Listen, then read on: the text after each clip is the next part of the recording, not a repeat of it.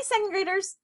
I just wanted to take a minute and help you figure out how to use the Padlet. So in our lesson today, after you've listened to the story, Ron's Big Mission, and you've spent a little bit of time really thinking about what your hopes and dreams are for second grade, then the last step is for you, if you have a printer at home, you can click on this link where it says this template and you can print out the cloud. I didn't do that. I just took a white piece of paper and drew my own cloud, and you can do that too.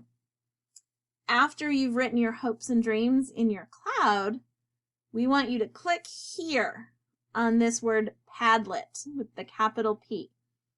So you're going to click on it and click on that link, and it's going to bring you here to our second grade Padlet. You can see that Mrs. Boyle and Mrs. Brinkme, we've already added our hopes and dreams for this year. All you do is click on this bottom corner in the pink, it's a plus, and a spot for you to work will pop up. For the title, we want you to type in your name. So you can just put your name, or you can write your hopes and dreams. Whatever you want, but just your name if you want to. Then, right here where it looks like a camera, you're going to click that button, and it's going to pop up the photo booth. It won't do it on mine yet because I'm using it right now. I'm using my camera now to record to you guys. Hold up your cloud and take a picture. Your picture will appear in your little post-it square, and that's all you have to do.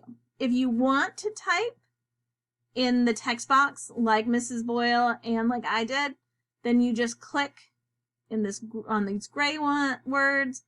You have to wait for the cursor to show up. I had to click 2 times to get mine. And then you can type my hopes and dreams are, or whatever you want to put.